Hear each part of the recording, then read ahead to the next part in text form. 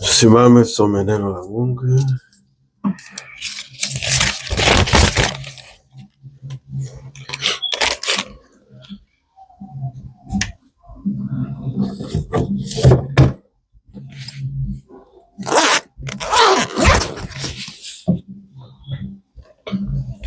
Tafungua kitabu kitakatifu kwenye Mathayo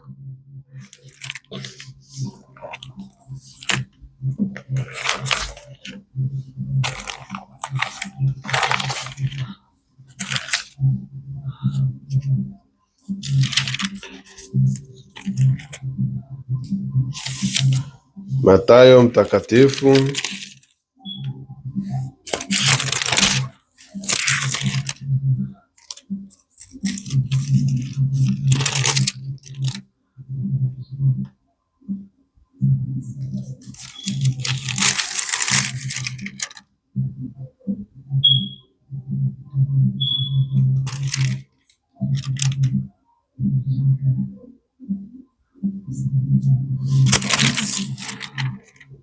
ishirini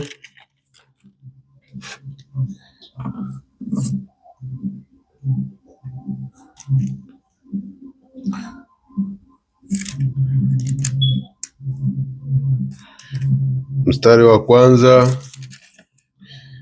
hadi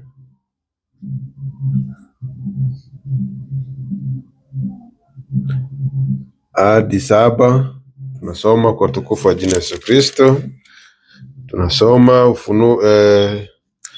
Mathayo sura ya 20 hadi 7. Kwa maana ufalme wa mbinguni umefanana na mtu mwenye nyumba aliyetoka alfajiri kwenda kuajiri wakulima awapeleke katika shamba lake la mizabibu. Naye alipokwisha kupatana na wakulima kuwapa kutwa dinari, aliwapeleka katika shamba lake la mizabibu. Akatoka mnamo saa 3, akaona wengine wamesimama sokoni wasiokuwa na kazi, na hao nao akawaambia, enendeni nanyi katika shamba langu la mzabibu, na iliyo haki nitawapa. Wakaenda. Akatoka tena mnamo saa 6 na saa 9, akafanya vile vile, hata kama saa 11. Akatoka akakuta wengine wamesimama, akawaambia, mbona mmesimama hapa? Mbona mmesimama hapa mchana kutwa bila kazi? Wakamwambia, kwa sababu hakuna mtu aliyetuajiri. Akawaambia, enendeni nanyi katika shamba la mizabibu. Amen. Funga macho tuombe. Tunakushukuru Yesu Kristo, mpaji wa uzima. Baba, asante kwa kutukusanya kama vifaranga vya tai ambavyo vina njaa ya kuweza kulishwa neno lako, nyama mbichi, neno la uzima ambaye ni wewe Yesu Kristo, katika umbo la mwana wa Adamu. Tunakushukuru Yesu Kristo kwa sababu umekubali we hivyo kwa ajili ya siku ya leo. Tena nasi katika Baba jioni ya leo tukaweze kuona mkono wako wenye nguvu, maana bila neno lako Baba ulisema katika maandiko kwamba mtu hataishi tu kwa mkate na chakula cha kawaida, bali kwa kila neno litokalo katika kinywa chako. Ndio maana Baba, kila dakika na saa unayotupatia Bwana, ya kuwa na pumzi, ya kuona mazingira, ya kuona natira ambayo umekwenda kuiumba, Yesu Kristo, unatupa ni kwa neema. Ni kwa neema Baba, na ndio maana na sisi hatuna budi kukushukuru kwa kazi kubwa ambayo unaendelea kutufanyia Bwana. Basi Mungu wetu, tuko hapa, tunajikabidhi kwako, kaweze kutuongoza mwanzo kama vile mwisho, kwa ajili ya utukufu wako Baba yetu. Kwa jina Yesu Kristo tunaomba. Amen. Ndiyo, nawasalimia kuwakaribisha tena katika jina la Yesu Kristo. Napata nafasi tena kwa ajili ya kusoma au kufanya ibada kwa ajili ya neno. Siku za mwisho ndio hivyo, lazima tuwe na kiu ya njaa ya neno, tuwe na kiu na njaa ya neno, kwa sababu Yesu ndivyo alivyosema katika Mathayo 5, heri wenye kiu na njaa ya haki, na haki ya Mungu ni neno. Heri wenye njaa, wenye kiu na njaa ya haki, maana hao watashibishwa. Yesu mwenyewe ndo alikwenda kusema hivyo. Mungu hawezi kusibisha. Mungu hawezi akakubariki kama hauyafuata kila ambacho yeye amesema. Mungu yeye anakuaga anabariki mtu ambaye anafuata maneno yake. Ukikataa maneno ya Mungu, kubarikiwa ni shida. Sasa sisi mara nyingi tunajua kubarikiwa ni mtu kuwa na pesa, kuwa na nyumba nzuri, kuwa anavaa vizuri, ana magari, ana biashara. Sio hivyo. Maana nabii anatuambia kwamba mtu akishakuwa yuko katika mapenzi ya kuruhusiwa ya Mungu, Mungu anaweza akambariki, atambariki na kumbariki zaidi na zaidi, lakini mwishowe inampeleka pabaya.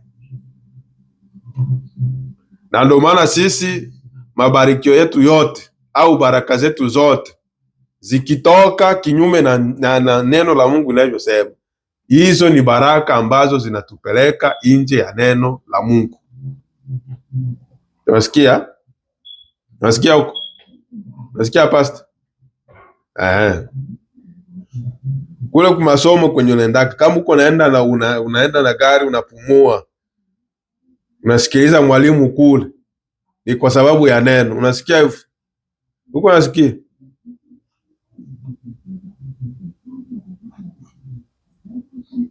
Sie bote hapa hivi kama tunaishi ni kwa sababu ya neno. Mungu mwenyewe ndo ametaka iwe hivi. Angelitaka sie tuwe mabriki, angelitaka sie bote tusingekuwa watu. Angelitaka tuwe majani, nani atamkatalia Mungu?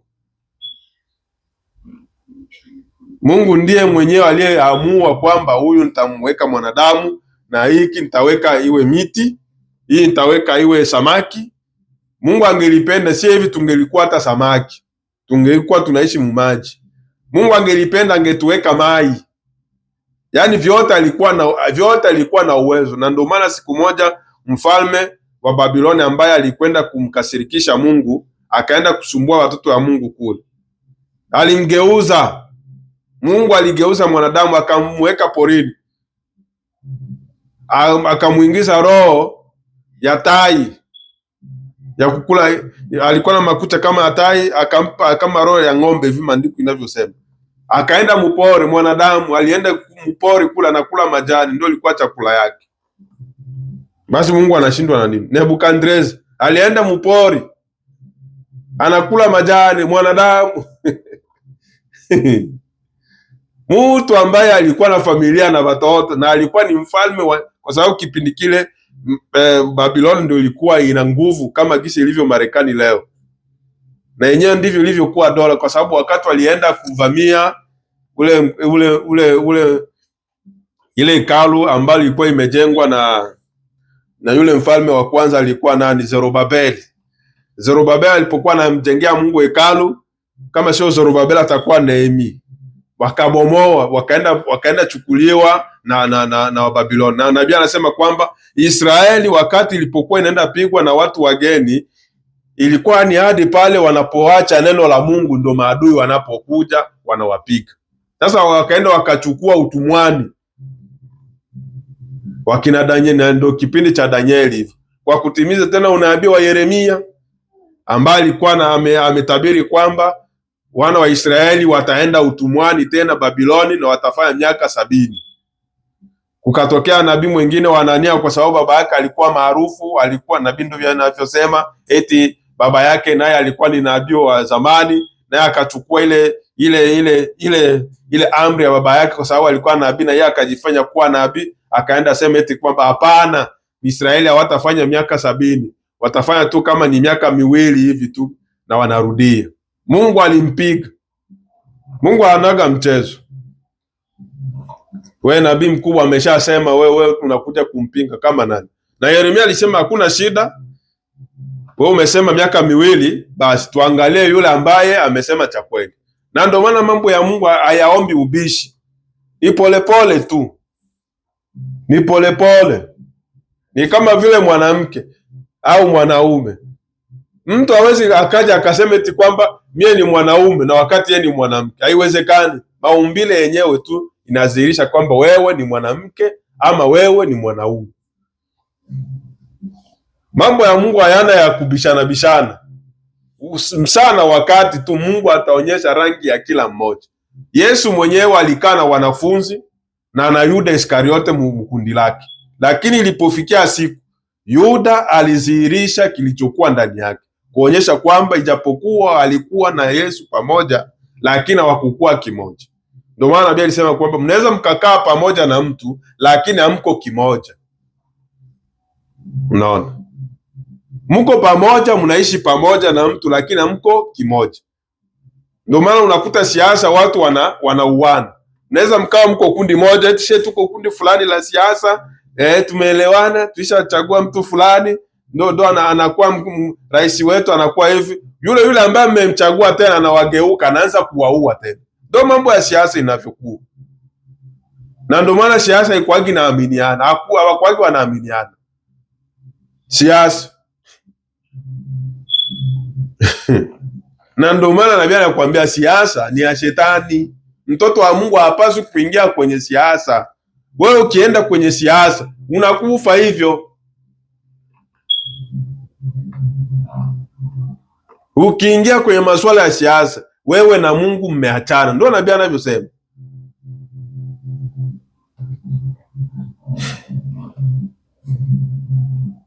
Sikia Nabii anavyosema. Kwa tusome hapo. Le parent rédempteur. Baba mkombozi.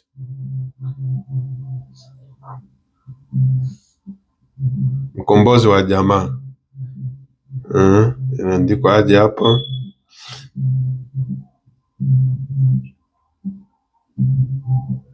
Mkombozi wa jamaa.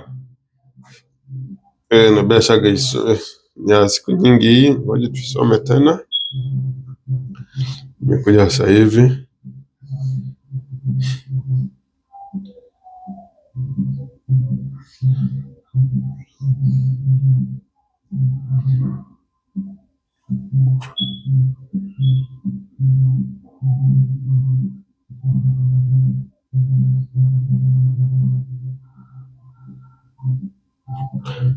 Nabii anasema hivi.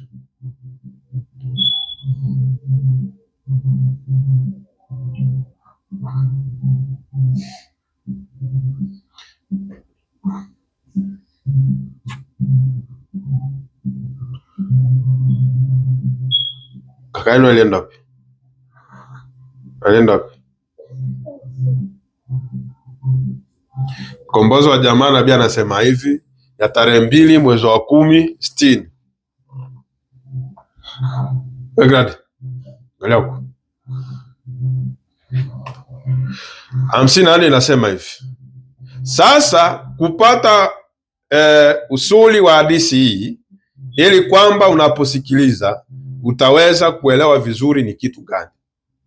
Nabii anataka kutoa habari za wa Moabu, ama habari za ukombozi wa Rutu na Naomi na Boazi. Sasa wa Moabu walitokana na mtoto wa Haramu, ambao walikuwa mabinti wa Lutu. Unasikia huko? Dogo, fuata vizuri. Sawa? Kapo kwenye kuko dama mapa. Nishakwambia uwe natoa kofia. Unavaa kofia aje? Toa chapeau.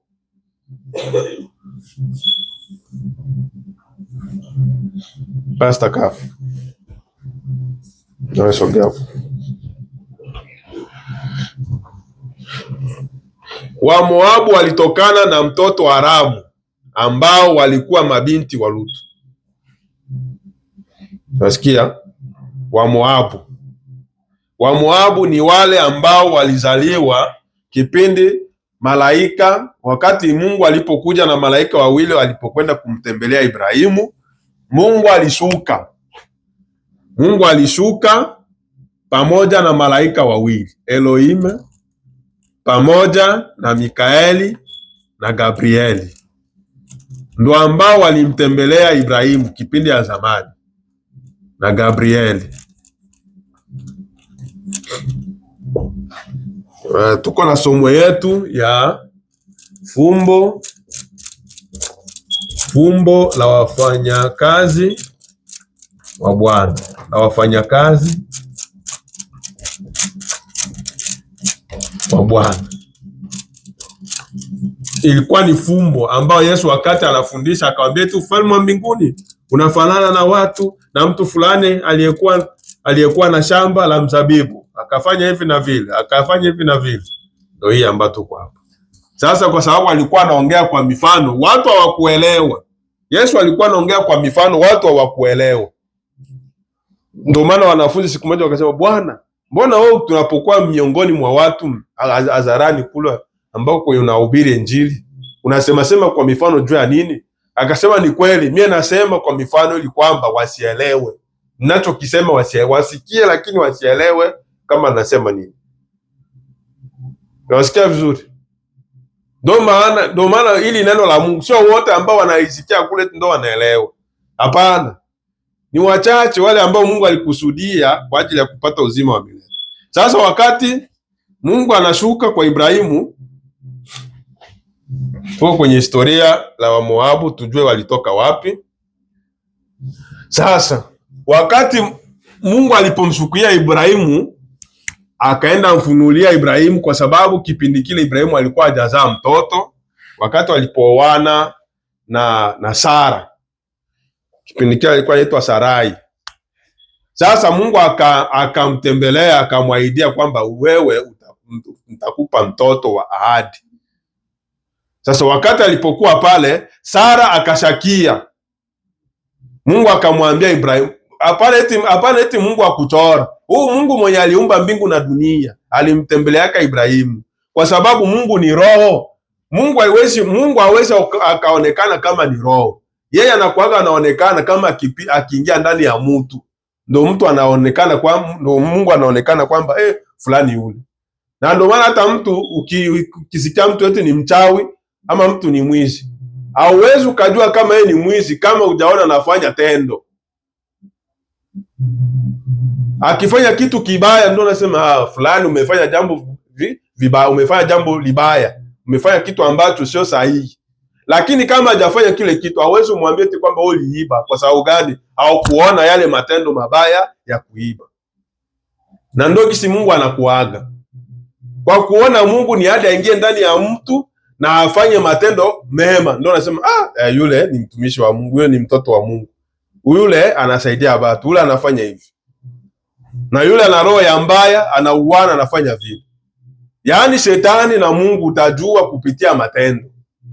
Sasa wakati Mungu alipomshukia Ibrahimu katika umbo la mwanadamu pamoja na Mikaeli na Gabrieli, yeye Mungu kwa sababu walikuja wao, walitoka mbinguni. Mungu na hao wa malaika wawili walitoka mbinguni kwa niaba ya kuangamiza Sodoma na Gomora, kwa sababu ilikuwa imeshajaa dhambi, machafuko, hadi Mungu akakasirika, akasema ile nchi ile sitaiacha, nitaenda iangamize kwa moto. Ndio maandiko inavyosema. Mungu sasa wakati iko munjia anaelekea Sodoma na Gomora kwa ajili ya kwenda kuangamiza, akakutanana na Ibrahimu. Ibrahimu akampokea, akamwambia, karibu bwana wangu. Walikuwa watatu, lakini akaita karibu bwana wangu. Kwa sababu gani? Kwa sababu katika hao watatu ambao walikuwa na mwili ya wanadamu, huko mmoja ambaye alikuwa ni Mungu ambaye iko juu ya wote. Na Ibrahimu alijua kama Mungu alikuwa katikati ya wale watu watatu, kwa sababu Ibrahimu alikuwa ni nabii. Ibrahimu alikuwa ni mtumishi wa Mungu. Akaelewa wale watu watatu ambao wanakuja kule, mmoja ni Mungu. Hapana eti Mungu wa kuchora, Mungu ambaye tunayemwabudu. mwenye aliumba mbingu na nchi, akashuka ndani ya mwanadamu, anaenda anatembea hivi kama vile Yesu alivyokuja hapa duniani. Yesu alikuwa ni Mungu katika mwili, vile kisa alivyokuja hapa duniani hivi, anatembea, anaombea watu, anafufua watu, akafufua Lazaro. Alikuwa ni Mungu anatembea hapa duniani.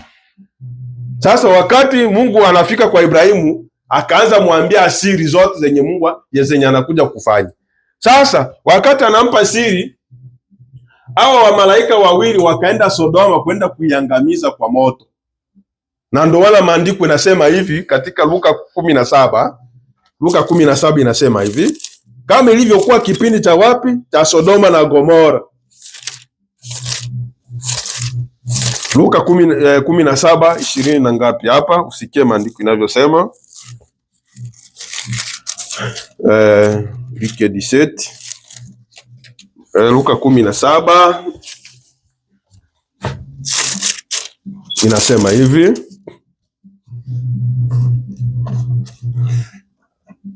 inasema hivi,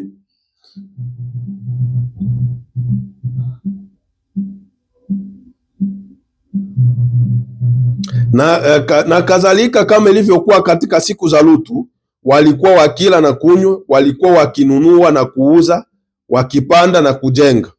Lakini siku ile Lutu aliotoka Sodoma, kulinyesha moto na kibiriti kutoka mbinguni, vikawaangamiza wote. Hivyo ndivyo itakavyokuwa katika siku ile atakayofunuliwa mwana wa Adamu.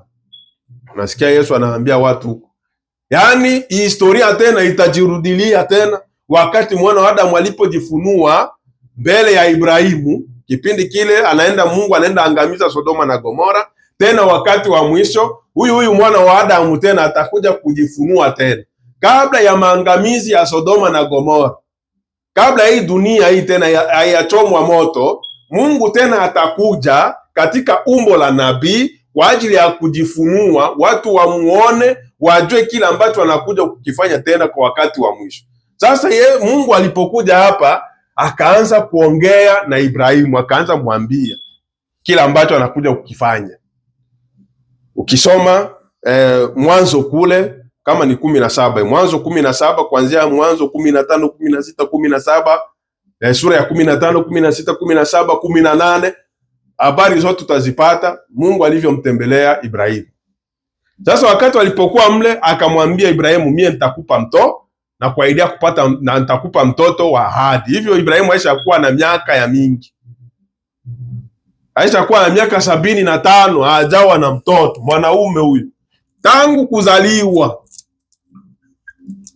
na Sara akiwa na miaka 65, 65, na Ibrahimu akiwa na miaka 75. Walikuwa wanatofautiana miaka 10, yeye na Sara. Ibrahimu alikuwa anazidi Sara miaka 10. Yaani alioa Sara, Ibrahimu alikuwa na miaka 25, Sara alikuwa na miaka 15. Miaka 10 ya tofauti kati ya 27 ama 15. Tunasikia? Nafuata vizuri ha? Sasa Mungu wakati alipomwaidia kumpa mtoto, Sara akashakia. Nabii anasema kwamba Mungu angelimuua Sara pale pale, kwa sababu alikuwa ashashakia kile ambacho Mungu anasema. Na ndio maana Mungu anapotuambia jambo tusishakie, tusiweke mashaka, tutakosa. Mungu alitaka kuua Sara, yaani vile alitaka kumaanisha kwa Mungu alisema uongo, eti Mungu hawezi mpa mtu mtoto hata kama aisha kuwa mzee. Mungu anashindwa na nini? Huko kile kinashinda Mungu. Lakini Sara aliona mimi nishakuwa mzee hivi miaka 60, na wewe kabisa mwanadamu kwa akili ya kibinadamu haiwezekani tena mzee kuzala.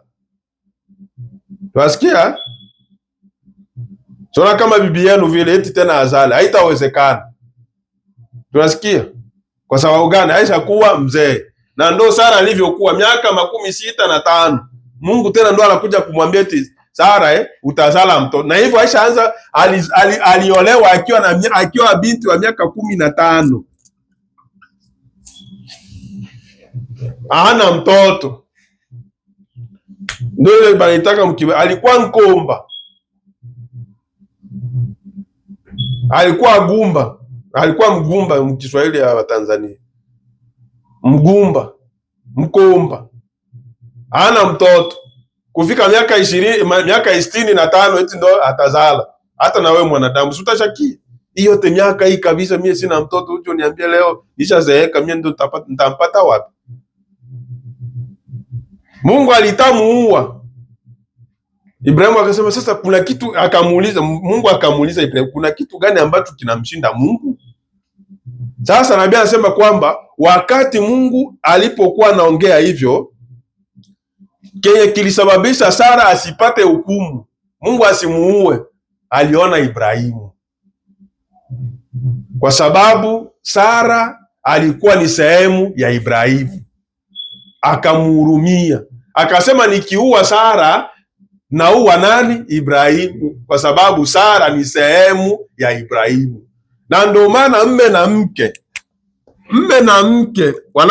wanapooana, mme na mke ambao wameoana katika ndoa ya halali, wao ni mwili mmoja, kama vile maandiko inavyosema, ni mwili huu mmoja.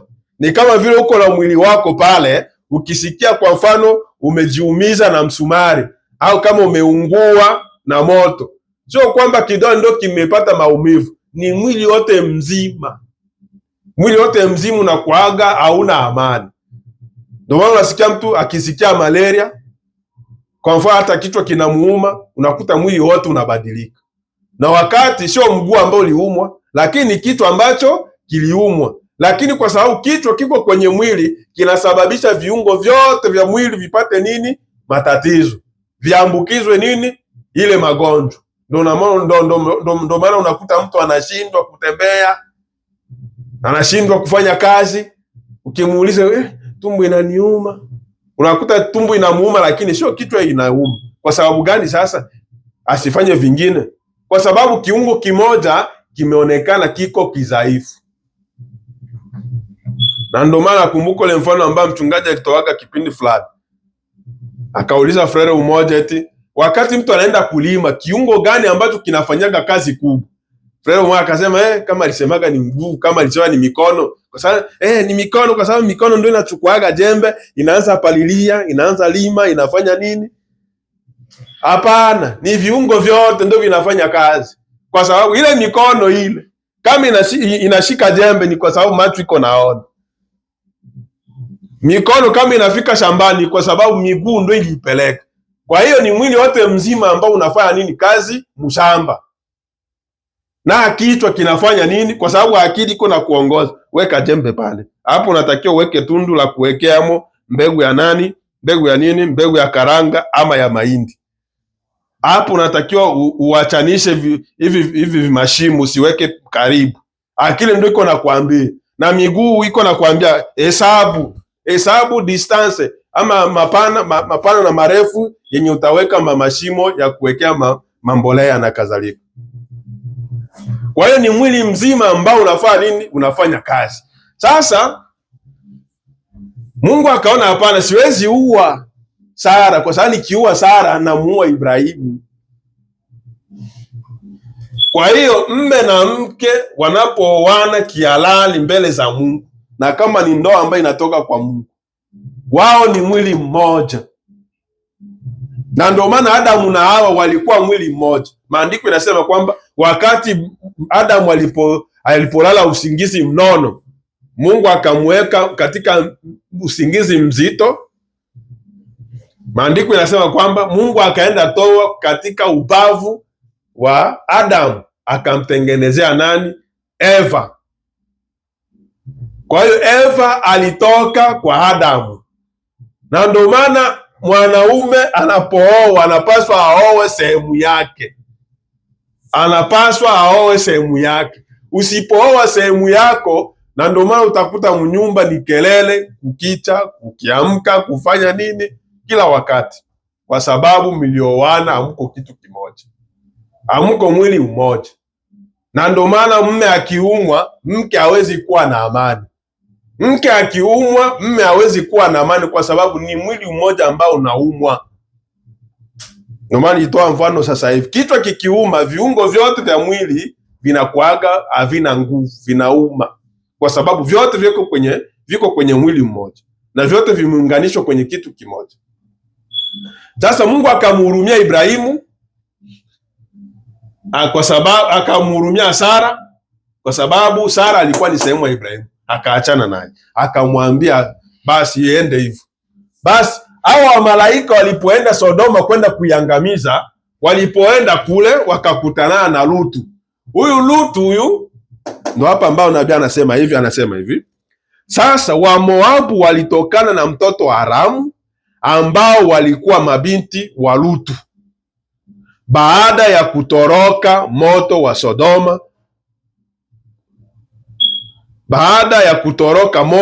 Sodoma, kwa neema ya Mungu. Unasikia huko eh? Sasa hao malaika wakati walipokuwa wanaenda kuangamiza Sodoma na Gomora, kwanza wakati Mungu iko anaongea na Ibrahimu akamuuliza, sasa kama ukikuta kule huko watu 50 ambao wako angalau utafanya hai? Akaenda na shukashuka, hawakufika hata 10. Yaani Msodoma na Gomora ilikuwa shida kupata watu 10 ambao wanamtumikia Mungu kikamilifu. Watu 10 ilikuwa ni shida. Ukaja kuonekana watu 5, 4 plito, ni 4. Kulionekana watu 4 Sodoma mzima, Sodoma na Gomora yote nzima. Ulikuwa Lutu, mke wake na binti zake 2, watu 4. Tunasikia dogo. Mungu hakuagi anaangalia vya tuko wengi hivi na vile. Ukikataa neno la Mungu atakupiga.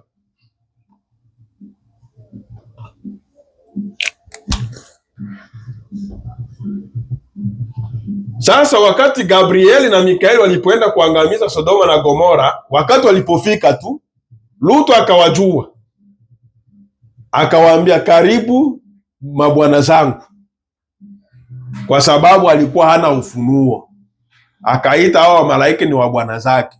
Lakini wakati Ibrahimu alipokutana nao, alita karibu bwana wangu, kwa sababu alijua ndani ya hao malaika watatu kuko ambaye ni malaika mkuu kuliko wengine. Lutu hakukuwa na ufunuo, na alikuwa meya wa wapi? Wa Sodoma. Ndio maandiko ndio nabii anavyotenda kutufunulia hivi, na ndio meya ambaye niko naenda kumsoma leo. Kitu ambacho kilianza kusababisha, ngoja nirudilie tena, kisababisha tena Nuhu na Ibrahimu watengane. Wale wafanyakazi ambao walikuwa nao wa Nuhu na wa Ibrahimu walianza kushwana. Ulileta ngombe zako zilikuja kula majani yetu. Huu naye hivi na vile. Ndio niletee maji. Huu naye hivi na vile. Huu naye hivi na vile. Ibrahimu akaita Lutu. Lutu, njoo hapa, kwa sababu Lutu alikuwa ni mtoto wa dada yake ya Ibrahimu, tumbo moja. Lutu abile mwiwa wa Ibrahimu. Ibrahimu abile mwicho wake wa Lutu, tumbo moja. Dada yake Ibrahimu na Ibrahimu, baba umoya na mama umoya. Sasa dada yake wa Ibrahimu walipozaa, akazaa Lutu. Lutu akawa nakaa kwa mjomba wake, na Mungu akawabariki, walikuwa matajiri, wakawa tajiri, wakaishi kule. Sasa wale wafanyakazi ndo wakaleta kelele, ndo pale sasa Ibrahimu na Lutu wakakaa chini, akamwambia, wewe ni mtoto wa dada yangu na uko ndugu yangu, siwezi kakubali tuachane kwa sababu ya wafanyakazi. Kwa hiyo mimi nitakwambia ni kwamba kuna sehemu ambayo unaweza jisikia kuchagua kwenda kuishi, kama utaishi hapa ama utaishi wapi. Yeye Lutu akaangalia, kwa sababu alikuwa anapenda umaarufu kama watu leo wanavyotaka umaarufu, akachagua akaenda wapi? Sodoma, kwenye kulikuwa nini? Msosi, vile town, mtu wa mjini. Akakubali kwenda kuishi mjini. Ibrahimu yeye akakubali kuikaa wapi? Milimani, kupori. Ndio gisi hadithi ilivyokuwa hivi. Unaona? Sasa wakati hadithi iko ndefu. Wakati sasa wao malaika walipokwenda kumuokoa sasa kumuokoa Lutu na kuangamiza pia Sodoma, ndipo walipofika kule, wale wa malaika wakamwambia Lutu siri kwamba bana, 1 2 3 nakuja kuangamiza, kama na wewe hautaki utaangamia humu. Ndio hivyo. Kwanza hapa pako mambo mengi sana, kwa sababu watu walikuwa wanaenda wakawataka waingilie wale wa malaika. Tunatoka hapo, wakatoka Lutu na mke wake na binti zake wawili. Ndio hapa nabii anasema hivi, Wamoabu walitokana na mtoto haramu ambao walikuwa mabinti wa Lutu baada ya kutoroka moto wa Sodoma kwa neema ya Mungu. Wale wa malaika wakawatoa Lutu na binti zake wawili na mke wake wakatoka. Sasa wakati walipokuwa wanatoka, wale wa malaika wakamwambia Lutu hivi na mke wake na wale wa mabinti zake, kwa msiangalie nyuma jinsi moto utakavyokuwa unaunguza hii Sodoma. Wanatoka wanaenda kufika sehemu fulani, mke wa Lutu akaangalia nyuma. Yeye kuangalia nyuma akageuka kuwa kimlima cha chumvi, akawakia pale pale. Na hadi leo hivi kile kimlima cha chumvi kiko heko. Ule mke wa Lutu mwenye ajabu kweli Mungu. Vitu vya miaka huko hadi leo, ule mlima wa chumvi watu wanaendaga heko hivi kwenda kuangalia. Mtu anageuka kuwa mlima wa chumvi. Mungu anashindwa na nini? Na ndio wala Mungu iko mwaminifu kwa maneno yake. Mungu akishasema kitu kigairi, basi unajiangamiza wewe peke. Waliwaambia msiangalie nyuma jinsi Sodoma itakavyokuwa inaangamizwa na moto. Yeye wako naenda tu, wanaenda. Nabii akasema sasa, kumbe mke wa Lutu alikuwa na wawara wengine kule, alikuwa naishi na Lutu, tena iko na wanaume wengine, akawa na wakumbuka wale wa bwana zake. Ndoke ikisababisha angalie nyuma, na yeye kuangalia nyuma akageuka mlima wa chumvi. Esosokolo mukibembe pale akageuka mlima wa chumvi. Branamu akasema hadi leo ule mlima wa chumvi upo. Mimi nishakaona kwenye mavideo wanaenda ni kimoya hivi. Na vile kisa alivyosimamaga hivi, nabii anasema ukifika kule utamuona jinsi mtu utaona kimlima kile kimlima kinavyosimama. Kama gisa alivyogeuka yeye mke wa Lutu, vile vile kikingali vile vile. Unaona kinaangalia hivi nyuma hivi. Na ndivyo ilivyo hadi leo. Akabakia pale pale vile mke wa Lutu, kwa sababu hakutii sauti ya malaika. Ya malaika wa Mungu kisha alivyomwambia akaenda. Tunasikia vizuri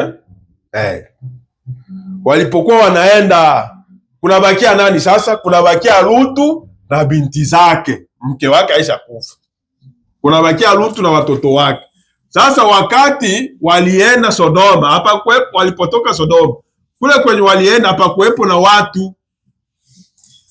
Unaona? Kule kwenye walienda hapa kuwepo na watu. Ndio hapa nabii anasema hivi, walipoenda kule Wamoabu walitokana na mtoto haramu ambao walikuwa mabinti wa Lutu baada ya kutoroka moto wa Sodoma kwa neema ya Mungu.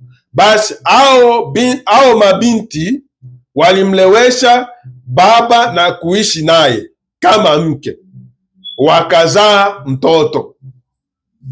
Unaona huko. Sasa wakati walipoenda yeye Lutu na binti zake walikuwa 3 na binti zake 2. Sasa wakati walipokuwa kule, kwa sababu hapakuwepo na watu ambao wangeweza kuoa hao wa binti hawa, ndo wakamlewesha baba yao Lutu, ndo akazaa nao, wakazaa watoto. Hao watoto ambao walitokana na huyu Lutu, huyu ndo waliitwa wa Moabu. Ndio maana hapa nabii anawaita kwamba walikuwa ni watoto wa haramu, kwa sababu zamani baba hawezi akazaa na binti yake mwenye alizala, ni haramu, ni laana. Sasa hao watoto ambao walizaliwa wakawa laana, wale mabinti waliona tutafanya aje? Hivi tukikaa hivi baba hatakuwa na uzao, kwa sababu alituzaa sisi ni wanawake mabinti tu, atakosa uzao, tutafanya aje? Basi acha tumleweshe alewe ili tuzae naye. Na ndio gisi walifanyaga vile. Sasa ile kuzaa na baba yao, wale watoto ambao waliwazaa ndo waliitwa wa Moabu. Hao wa Moabu sasa, kwa maneno mengine, ndo watoto wa haramu ambao walitokana na kuzaliwa kwa watoto wa binti ya Lutu na baba yao Lutu, wakaitwa haramu. Na ndio maana Mungu alipoona hivyo, tukumbuke kwamba Lutu alikuwa ni ndugu yake ya Ibrahimu, mtoto wa dada yake, mwipwa wa dada yake ya Ibrahimu. Lakini ijalishi hivyo, wakati Lutu alipokuja kuzaa na mabinti zake, wakatoa watoto ambao waliitwa wa Moabu, Mungu hakupenda. Mungu akawaambia Waisraeli kwamba wasichangamane na hao wa Moabu, kwa sababu hao wa Moabu wametokana na muungano ambao uko haramu, ni watoto ambao walizaliwa kwa njia ya haramu, yaani baba na binti yake kuzaa watoto ni haramu mbele za Mungu. Na ndio maana hata leo Mungu analaani baba hawezi akazaa na binti yake, ni laana. Nabii akaenda mbali zaidi.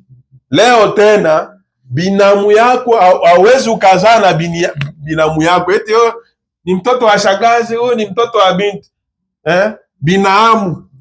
Si tuko na binamu? Mko kaka na dada, mkioana kaka na dada kwa njia ya binamu, mtoto wa shangazi na mtoto wa mjomba, mkioana.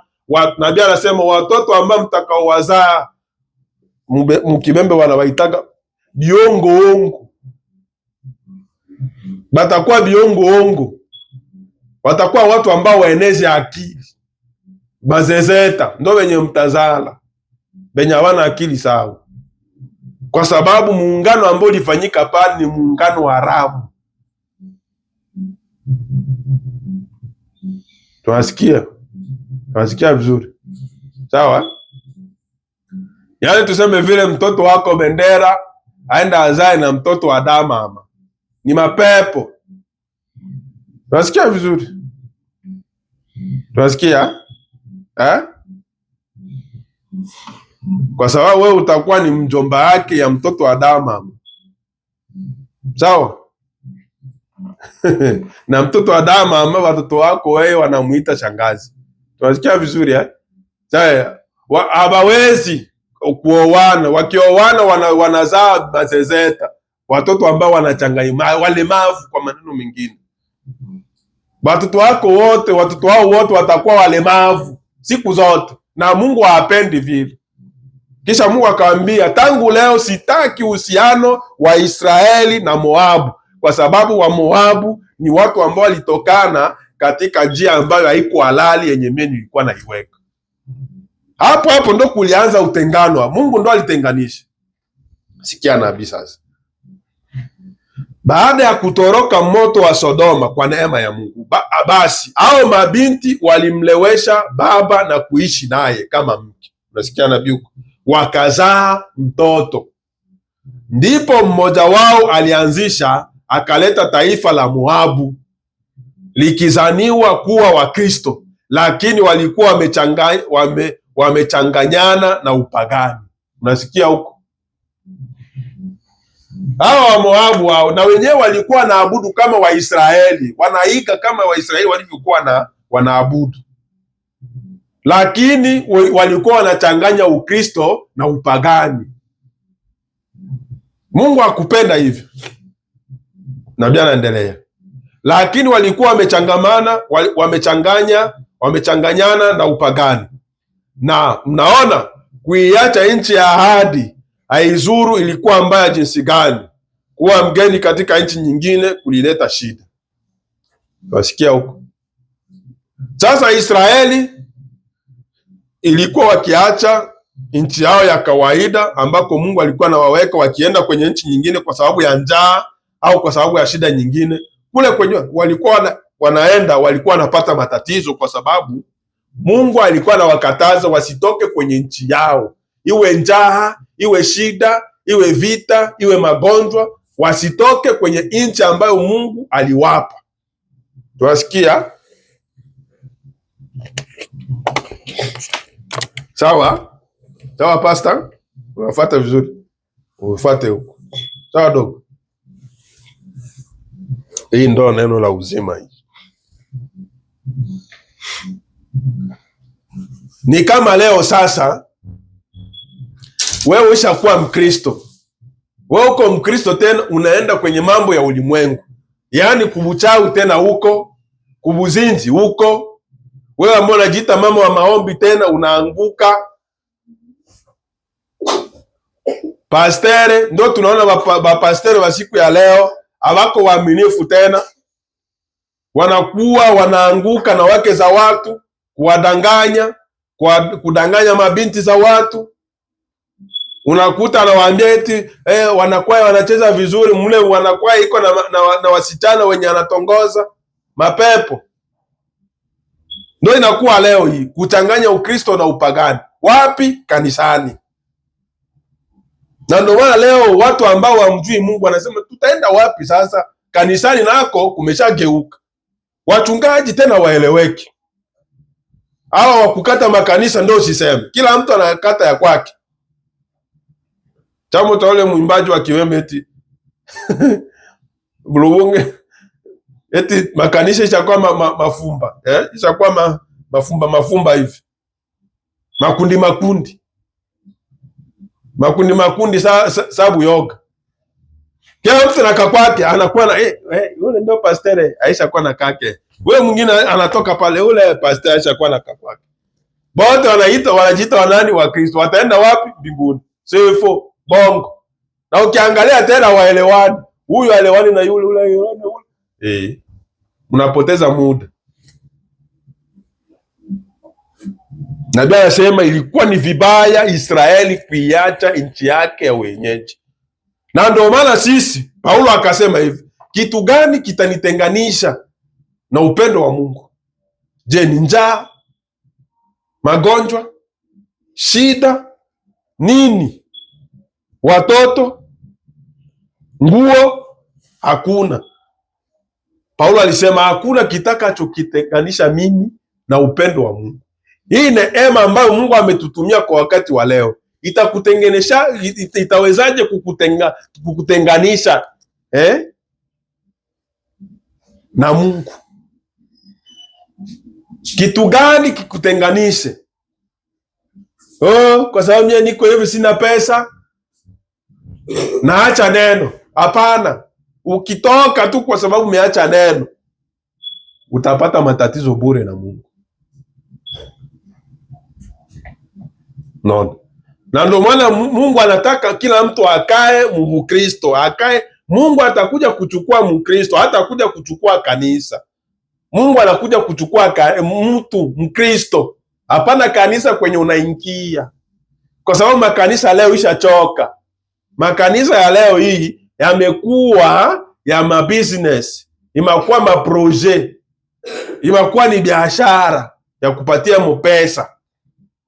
Wachungaji tena waambie watu neno la kweli. Mtu akikosea, akifanya dhambi, kanisa tena wachungaji hawafokei. Wewe utaenda fokea muamini aje eti aliiba? Utafokea muamini eti alizini na wanamke huku nje, na wakati wewe pastor ndo maisha yako? Utamhukumu namna gani yule muamini? Tunamuonea. Unamuonea bure. Na ndio maana inatakiwa hapa kwa altare hapa pawe watu wa Kristo wa kweli, wa kusimamia neno la Mungu. Hapana wa midomo saka suku. Bwa. Hatutaki wale wachungaji wa maneno mengi wakati maisha hakuna. Mimi nishafanya vile. Mimi ndio unaona ule frere ule, mimi ndio nilimbatiza mimi. Kama unamwona frere Mboto anahubiri pale, mimi ndio nilimbatiza mimi. Kama anaanza sema Branham, Mungu aangalie vile. Utajisifu hivyo na mwisho unaenda kumoto. Mungu aangalie vile. Tunataka maisha ya neno popote kwenye Mkristo anaenda. Ndio nabii anavyosema. Mkristo akwaje eti iko Mkristo kwa sababu iko mkundi ya wenzake ndio anaonekana Mkristo. Hiyo ni unafiki. Wakina Danieli na Washadraka Meshaki walienda Babiloni, kila mtu aliishi kwake na kila mtu alizihirisha Ukristo. Hakuna kupigiana simu. Labda leo tunapigiana simu, hey, shalom dada, mnaendeleaje huko? Kula wakukua wanapigiana simu, kila mtu kivyake. Fikini mizawe. Na ndio maana Mungu tena anaanza tuma watu ku Marekani. Bamoja wanaenda Sweden, wengine wanaenda Ufaransa, tuone kama utakuwa Mkristo. Ulikuwa na ule Ukristo wa kikundi betwe na lino, si ndo tuko hivi sie. Unatupwa sasa, unaenda ishi wewe peke huko. Wewe na Mungu wako mjuane, tuone kama utakuwa Mkristo. Nafikiri miza. Unaishi wewe mwenyewe au uoni frere au uoni yeyote. Wewe mwenyewe. Tuone sasa. Nabii anasema aizuru nchi yako ni mbaya namna gani. Hii hapa anaongelea ni ya kiroho. Haijalishi maisha ya Ukristo ulio nayo ni magumu namna gani. Unakosa hata cha kukula mnyumba, isikufanye wewe kuasi neno. Usiasi imani. Usimwache Yesu kwa sababu hauna chakula cha kukula. Yeye mwenyewe alisema ndege ambao hawajui kulima na kupanda wanakula. Wanakula. Vibombobombo wanakula. Kunguru wanakula. Mambweya wanakula. Na wajui kulima.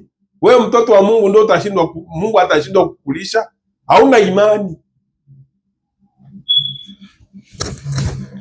Na mnaona kuiacha nchi ya ahadi aizuru ilikuwa mbaya jinsi gani.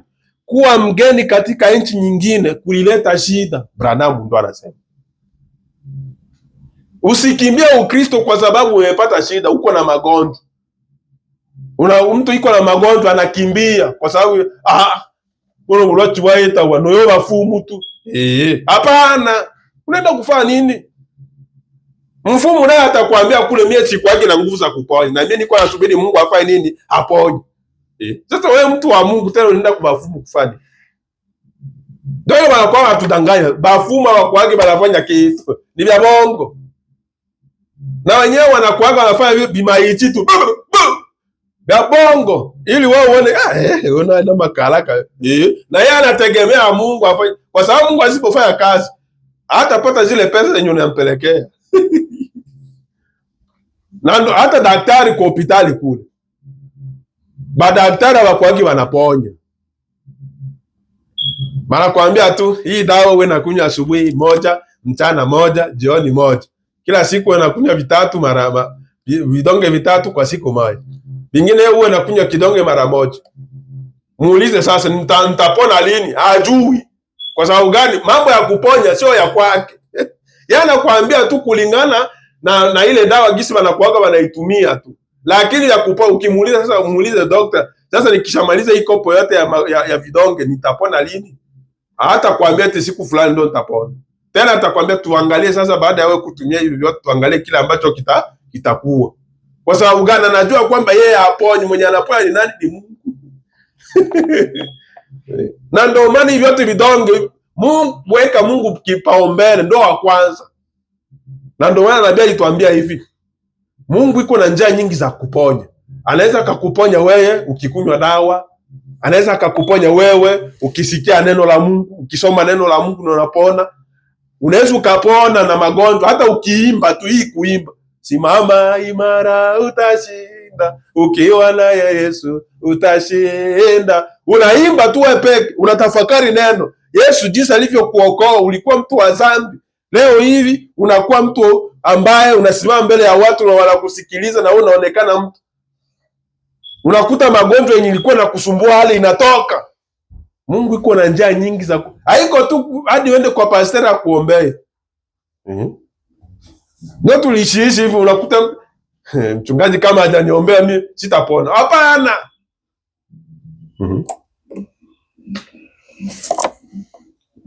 Nasikia dogo. Pastor nasikia.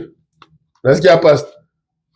Mwenzako akiumwa hapana, nasikia kitu kinamwekea mikono muombee. Nasikia vizuri. Uko na miaka ngapi kwanza? How old are you? 7. Sasa ngoni kuambie sasa. Huko mwenye alikuwa na miaka 4, kabinti, kipindi cha nabii. Binti alikuwa na miaka 4. Aliombea mama yake mgonjwa na akapona. Yeye mama yake anaenda kumstari ya maombi hivi eti aombewe. Mungu akapitia nabii akamwambia, "Mama, wewe ushapona, unakuja kufanya nini kumstari wa maombi?" Mie hapana, siyaombewa. Si turu yangu haiyafikie. Akamwambia, "Hapana, mtoto wako alikuwekea mikono kule kunyumba. Mtoto wa miaka miaka 4 hii. Sasa huko na miaka 7 hivi, ushakaombea nani hapo? Hata kwa kuomba kwanza ujue." Mtoto wa miaka hii aliombea mama yake mwenye alikuwa na umwa na akapona. Miaka 4. Mwenzako akiumwa hapa, mwekee mikono. Unasikia pastor? Grada akiumwa pale. How do you feel? What are you feeling? I'm sick. Come here, I want to pray for you. Unasikia? Pray for your brother. Unamuombea na atapona. Unasikia vizuri? Hivi niko nakomaza mjue neno la Mungu. Mtoto wa simba ni simba. Usizarau nyoka eti kwa sababu ni kadoka kingana nazaliwa leo. Yule nyoka mwe anatoka muyai vile. Aisha kuwa na sumu kama ya mama yake. Pima kuigusa. Na ukirate unakufa. Eti haka nikanyoka kadogo haka. Ngoja nikachezecheze na maumbile yote kama ya baba yake iko naye. Sumu ile ambayo iko ndani ya mama yake na yenyewe iko kwake. Si ni ambukizo, si ni damu. Mtoto wa simba naye ni simba. Mtoto wa nyoka ni nyoka. Na mtoto wa Mungu ni Mungu naye. Na mtoto wa Mkristo ni Mkristo naye. Ndio inatakiwa. Hapana uwe mtoto wa Mkristo uko mpagani. Aibu. Sikia sasa nabii anavyosema.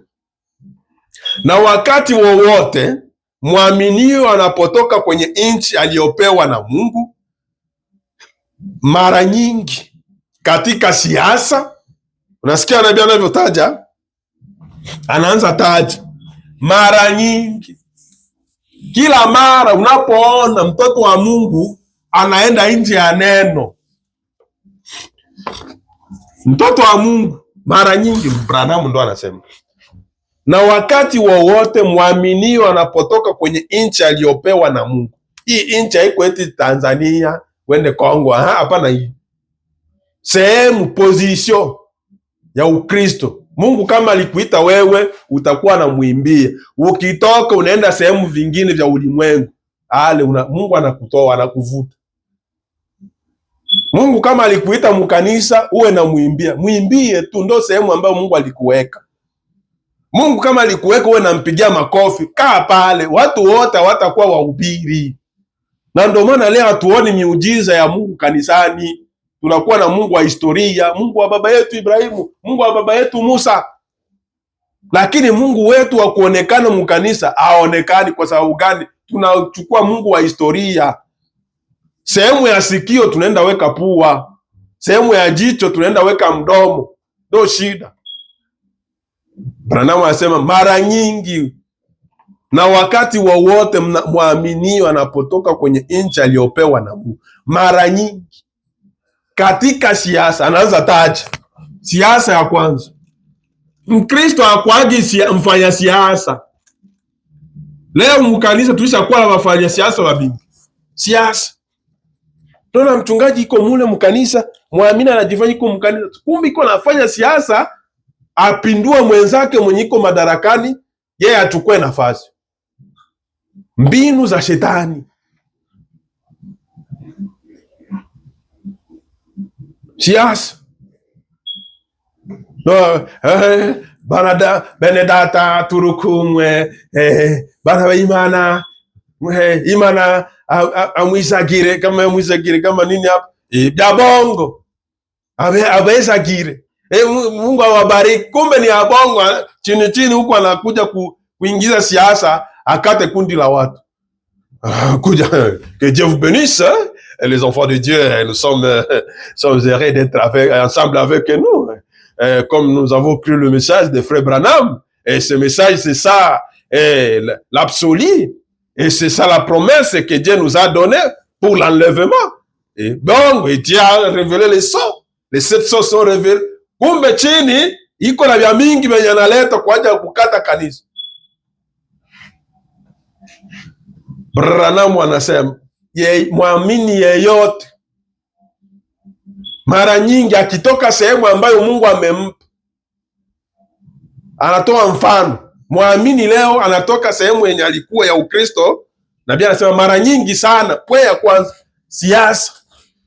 Mkristo hapaswi kuwa mwanasiasa, kwa sababu ukishakuwa mwanasiasa, kwa maneno, ukisikia mtu anaitwa mfanya siasa, kwa maneno mengine ni muuaji. Muuaji. Tunasikia? Muuaji, mnafiki. Mnafiki. Unafiki unajaa. Muongo. Mie mkinichagua nitawajengea barabara. Mkinichagua nitakuwa hivi, mtakuwa na amani. Bongo.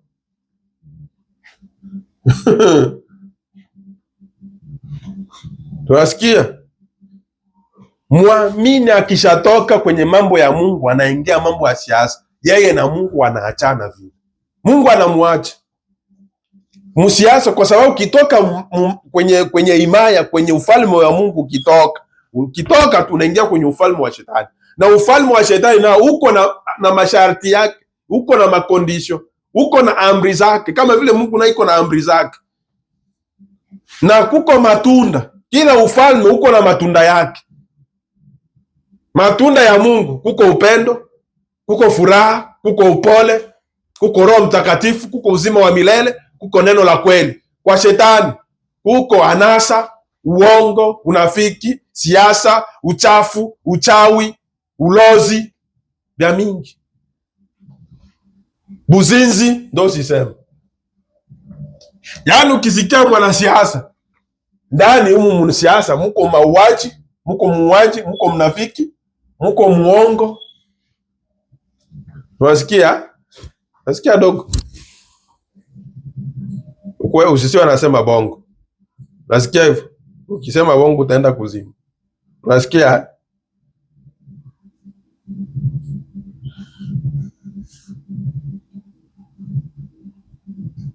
Unasikia dogo? Siasa, mara nyingi katika siasa, uchaguzi huu unaokuja na kadhalika, unasikia kama huu ambao ulipita Tanzania, watu walikufa bure tu. Bure.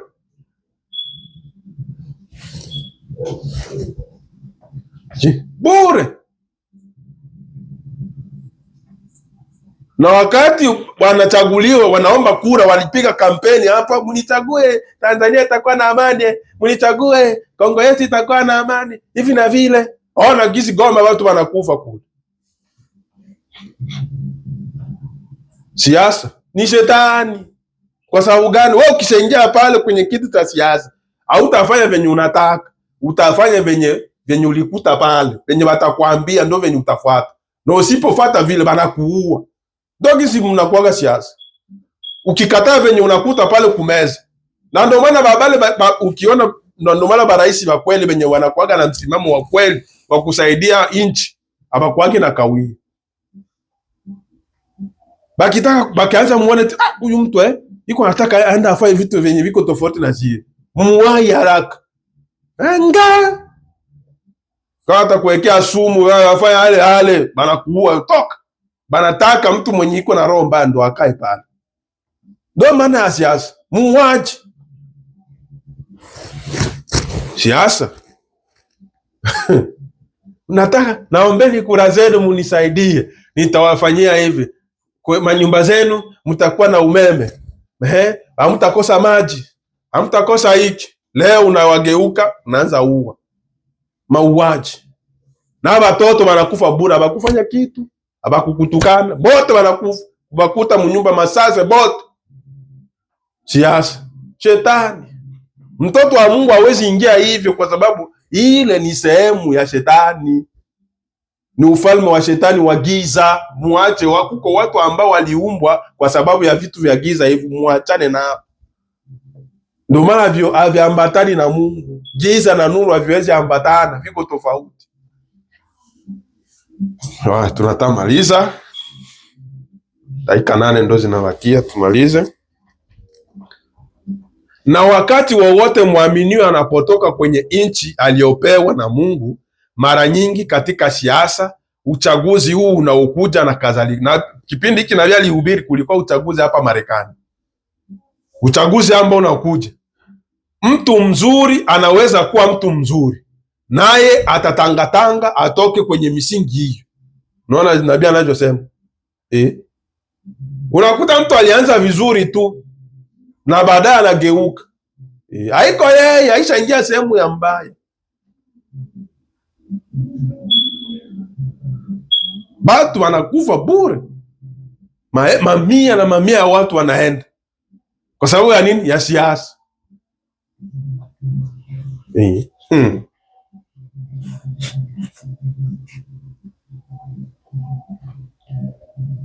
No, nabii asema mtu mzuri unaweza ukawa uko Mkristo mzuri, lakini ukienda kuingia mambo ya siasa unaharibika, unakuwa mtu mbaya.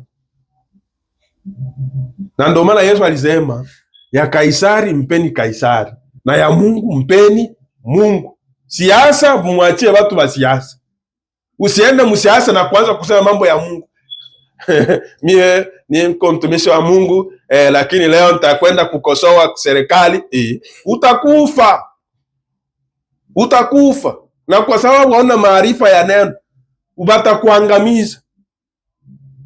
Wewe mtumishi wa Mungu unawezaje kwenda kuingia mambo ya siasa, mambo ya giza? Na siasa ni adui wa Mungu, kwa sababu msiasa hakuna amani, msiasa hakuna upendo, ni usaliti. Mnaweza mkao mko naye leo hivi mnaongea 1 2 3, ndio si ndio kilikuwa kilitusumbua kwetu kule wakati tuko watoto. Aba masindano hapa walikuwa nakuya kule, mapua sasa sindano walikuwa nakuya kule, wanakuja na mang'ombe. Tulikuwa tunawaona na butoto tunasikia habari zao na imagojo wanaenda kule mamilimani yetu banalisha mang'ombe, kumbe wanaingiza siasa. Na wengine waliingia kwa makanisa banafanya mamisa kule na wanavali makazu ya mrefu ya bongo, kumbe wanaingiza siasa. Leo tuko wapi? Hatukukimbia. Unacheza na wanashika hii Biblia. Leo tutasoma Mathayo mtakatifu sura ya 1. Kuzaliwa kwa Yesu kulikuwa hivi: Bikira Mariamu alibeba ujauzito kwa uwezo wa Roho Mtakatifu. Malaika Gabrieli akamtokea akamwambia Yusufu, usiogope wewe mwana wa Daudi, maana mimba aliyo nayo Mariamu ni mimba ambayo aliweka Roho Mtakatifu, naye atazaa mtoto, mtampa jina Yesu, kwa kuwa yeye ndiye atakayeokoa watu na kadhalika. Bongo. Kumbe chini mabunduki iko naingia kwa ajili ya vita. Leo tuko wapi? Mtumishi wa Mungu hana uhusiano na siasa. Toka pale. Ukiingia ya siasa wewe na Mungu mnaachana. Au kwa Mungu ushakuwa shetani. Na ndio wala shetani wakati alipomjaribu Yesu alimwambia, kama wewe ni mwana wa Mungu niabudu, nami nitakupa hizi miliki zote. Nabii anasema kwamba alimuonyesha hizi taifa za leo. Yesu alikataa. Branham akasema Yesu asingekubali kwa sababu alijua kuna siku Mungu Yesu mwenyewe atakuja kuvimiliki. Sio leo. Kwa sababu leo vile natawaliwa na shetani. No. Nabii anasema mtu mzuri anaweza kuwa mtu mzuri naye atatangatanga atoke kwenye misingi hiyo. Kama mhudumu fulani ni mjuai, anaingia kwa kanisa. Pastor, mhudumu, mhubiri mmoja ambaye alikuwa ni mhubiri mzuri wa kweli, aligombea umeya wa jiji. Basi alipogombea umeya, akatoka katika msingi yake ya huduma, ndipo shetani akampata. Unasikia nabii huko, mhubiri, mchungaji. Nabii anasema alikuwa mhubiri mzuri, anasaidia watu wa Mungu, neno la Mungu kanisani, lakini alipoenda kuchaguliwa vya siasa tu, akawa mtu wa kuangalia. Kwa mfano tuko hapa New York hapa, anaangalia New York, anakuwa maire de la ville. Nabii anasema anasema hapa, nabii anasema hivi, kama mhudumu fulani ni mjuaye, aligombea umeya wa jiji. Basi alipogombea umeya, akatoka katika misingi yake ya huduma, ndipo shetani akampata. Unafurahi kuchaguliwa, eti mimi nafurahi nishakuwa mbunge wa Tanzania. Subiri utaona gisi binakuaga mabunge.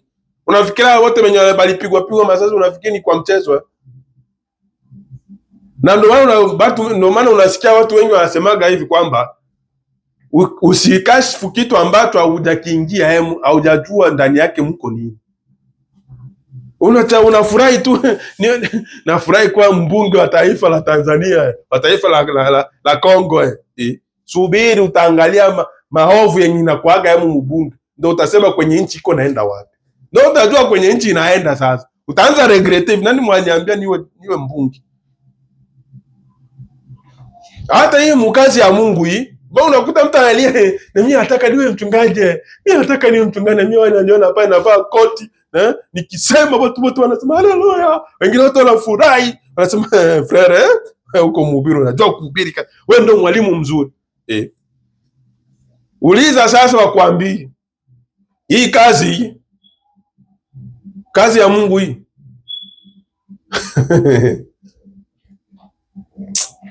acha. Wengine wanatamani waikimbie hii kazi. Ndio alia tango wa mchungaji hauna Roho Mtakatifu. Huyu aligombea akawa mtu wa siasa huyu. Nabii anasema pale yeye kuacha kazi ya Mungu, kuingia mambo ya siasa, shetani akamshika. Na ukishashikwa na shetani atakuendesha venye anataka. Shetani akampata. Sikia nabii, kama Mkristo yoyote akitoka kwa misingi hiyo, vema, nitashuka tu usiku wa leo, niketi na hao wavulana kwenye chumba cha karata kidogo, sitafanya madhara yoyote, nitachukua tu kinywaji kimoja, nitachukua tu kinywaji kimoja kidogo, huko nje ya msingi yako, rudi unajitia tu hatarini. Unasikia nabii anavyosema huko? Unasema leo watu basi sicho salama onda, lakini utango ya ule ubare ule onganda ule, mimi nitaenda kule kubare tu, sini kwenda fanya injili, sitakunywa pombe. Ile wewe tu kwenda pale kwenye bare tu unganda pale, unaenda kaa tu pale eti, na hata kama utakunywa pombe tayari uko nje ya mapenzi ya Mungu, umetoka sehemu yako. Na ndio maana Mkristo kuko sehemu zenye hapaswi kwenda kufika. Kuko sehemu Mkristo hapaswi kufika. Wewe niambie tu unaenda kubare kwenye manauza mapombe, unaenda fanya nini? Ikusaidie nini? Ile iko na sehemu ya watu, iko na watu wao ambao wanazoea kule. Hapana wewe. Kuko watu ambao wanafanana na kwenda kubare kukunywa pombe. Hapana wewe ambao unajiita Mkristo. Mimi sikunywagi, sikwagi na lewa. Basi maandiko ilisema ukunywe ila usilewe. Hakuna hata andiko yenye ilisema vile. Basi nikioko ni chupa lemo nose. Na kunywaga na nunua chupa hii. Hapana ya mingi. Na ikisha nunua chupa hii moja yangu ya pombe, naenda kunywa mwangu. Sikwagi hautanionaka kubara. Hautanionaka naanguka mfereji. Na nunuaka moya tu, nikishamaliza yangu kazi napeleka kwangu kunyumba, na kunywa yangu kunyumba na lala. Unafikiri ndio inasema ndio maana ukufanya dhambi? Wewe na mwenye anakesha kubare ni kitu hiki kimoja. Ndio maana Yesu aliambia hivi, chungu na birika haiwezi kacheka mmoja, haiwezi kacheka mwenzake, kwa sababu vyote vinaenda wapi? Kwenye moto. Si ni kweli? Weka mpikano uweke kampika hapa na birika hapa, vyote vinaenda wapi? Kumoto. Kwa hiyo zambi ni moja, ule mwenye anakunywa kubare na wewe mwenye unaenda kunywa mwako munyumba, zambi ni moja. Ndio nabia anasema hapa anasema kama Mkristo yeyote akitoka kwa msingi hiyo vema. Unaona mtu anasema mimi niko Mkristo, naenda tu pale vema, nitashuka tu usiku wa leo niketi na hao wavulana kwenye chumba cha karata, mimi sitacheza. Ndio ile unakuta hata kwenye vilio watu wanacheza karata, wengine wanacheza ludo na dame, wewe unasogea pale unaenda angalia, ile roho itaingia ndani yako itaingia ndani yako hivi pio hiyo, apige pale, apeleke pale, unaanza cheza na wewe muroho, hata kama wakuoni pale muroho, na wewe unashiriki pamoja nao na wewe unakuwa unacheza karata, unaanza angalia yuko na jokere, huyu yuko na ngapi, yuko na kikom zero, huyu yuko na ngapi, ule yuko na ere, yuko na ule yuko na kopa. Ule mtawala ni nani? Mtawala ale mkoko watu changa bob watu chongo hautasema, lakini ile kuangalia na wewe unashiriki nao. Ndio nabii anasema vema, nitashuka tu usiku wa leo niketi na hao wavulana kwenye chumba cha karata kidogo, sitafanya madhara yoyote. Unasikia nabii anasema mimi sicheza, mimi Mkristo sichezaki karata, lakini ile wewe tu kushiriki nao kwa ile karata, hata kama utagusa tayari ushakosea Mungu, tayari ushakuwa kinyume na Mungu. Sitafanya madhara yoyote, nitachukua tu kinywaji kimoja kidogo. Basi mimi nitakunywa na mingi. Suna ya Waislamu tu sitakunywa. Frère nicho bole frère nicho bambrana mtu mtu mwaonda bino. Enda ichi no sino mwana tole fra bwana. Ele biele. Kama ni boya, bole boya bwana. Furaya no doko yobe. Na hizi nyimbo za siku hizi ambazo zina nani banaimbaka mtoto wa mwenzi kwa Mwaitega anaimba pale mtoto wa mwenzi, kama mtoto wa mwenzio kama ni nini hapa ndio usionee wivu mtoto wa mwenzako, mfurahie pamoja na wewe. Ndio unaenda chukua basi tafanya haya isionekane mbaya, eti kwa mimi ndio mtu wa itikada wa masherehe mingi, basi hakuna shida. Na wewe unachukua kikombe kapomu tayari. Ndio kisi mambo ya Mungu inakuwa kama ya urahisi hivi. Ya urahisi kumbe utayari umeacha Mungu vipi? Nitachukua tu kinywaji kimoja kidogo huko nje Nabii anasema huko nje ya misingi yako. Rudi, unajitia tu hatarini. Kwa sababu gani? Siku nyingine tena utakachukua kale kinywaji tena utakakunywa ngwaba, na baadaye banakupatia nini? Chupa.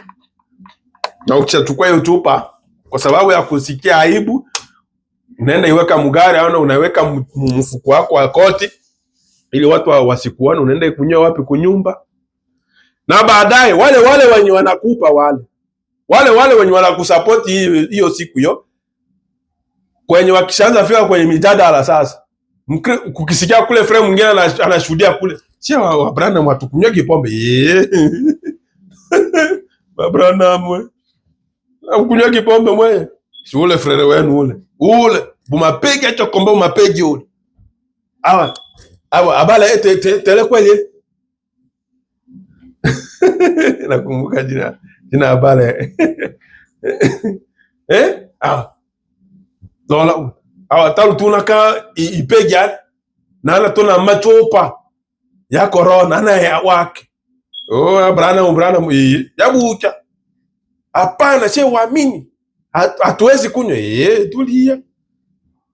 Unaona, unatoka kwenye misingi ya imaya yako na ndio unajitia hatarini.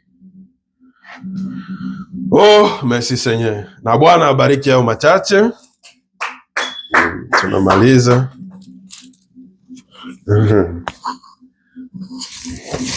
Oh Seigneur, nasikugusa tena habari za kufanya kazi. Mungu bado hajataka tuingilie hiyo. Tunafuata viongozi wa Mungu kile anachokitaka. Tuko hapa ni punda. Punda anafuata nyayo za mbebaji, anafuata nyayo za kavalie, anafuata nyayo za kavalie. Na kavalie wetu ni Yesu Kristo, kama alivyoingia Yerusalemu kwa mwanapunda, na wakati wa jioni alipanda tena mwanapunda wa mweupe ambaye ni Branham. Oh Jesus, mwanapunda ambaye alikuwa amefungwa, hajawahi kupandwa na mtu yeyote. Branham ambaye alikuwa hajajichafua. Oh Seigneur, nashukuru Mungu kwa kutupa hii nafasi. Tusimame tuombe Mungu wetu. Stop hapo dogo tuombe.